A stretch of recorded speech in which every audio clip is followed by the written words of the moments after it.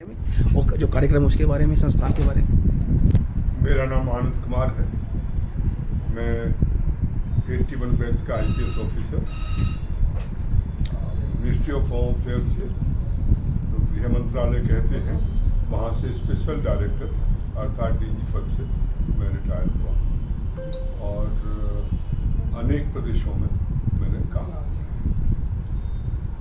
ये राष्ट्रमान पार्टी को लेकर के हम लोग काम कर रहे हैं और राष्ट्रमान पार्टी के माध्यम से महर्षि दयानंद और उनका जो चिंतन है उसको लेकर के हम आगे बढ़ रहे हैं। और हमारा जो पॉलिटिकल विजन है वो सबकी उन्नति में अपनी उन्नति, ये हमारा पॉलिटिकल विजन है, पॉलिटिकल दर्शन है, जिसे भी आप समझ सकते हैं कि जब तक सबकी उन्नति नहीं होगी हमारी अपनी उन्नति नहीं।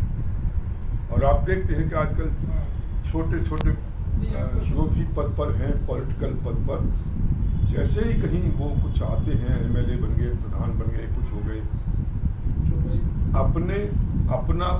अपनी उन्नति या अपनों की उन्नति, केवल ये दो उद्देश्य रहते हैं। पता नहीं कहाँ से गृह लक्ष्मी की जो है वो नेपोटिज्म का जो मामला है सही है वो होने लगती है। तो ये स्थिति जो है देश में चल रही है।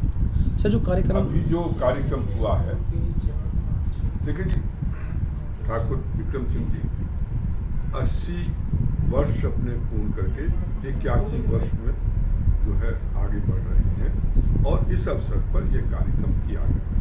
उनका अभिनंदन का कार्यक्रम था, अभिनंदन समारोह जो है वो उस रूप में किया गया।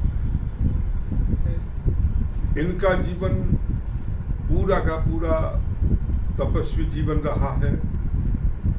युवावस्था में पूरा प्रचार प्रसार वैदिक चिंतन का, वैदिक विचारधारा का, और उसके बाद जब गृहस्थाश्रम में आए तो उसके बाद कुछ जो इन्होंने जहाँ कहीं भी जिस बिजनेस में भी हाथ डाला, परमात्मा की कृपा, तो एक प्रकार से इनके ऊपर सरस्वती और लक्ष्मी दोनों की कृपा है और दोनों का इन्होंने भरपूर उपयोग किया है समाज के कल्याण के लिए, राष्ट्रीय कल्याण। और इस रूप में हम लोगों ने ये विचार किया कि उनका अभिनंदन जो है इसी रूप में मनाया जाए, एक भव्य समारोह के अवसर पर, और कल उनका कार्यक्रम ये हमने मनाया। पर ये केवल एक अभिनंदन समारोह नहीं था। अभिनंदन समारोह के माध्यम से भविष्य में आर्य समाज की जो रूपरेखा है, भविष्य में आर्य समाज को किस ढंग से आगे बढ़ाना है, वैदिक चिंतन को कैसे बढ़ाना है, उसकी भी रूपरेखा साथ में थी, प्लानिंग।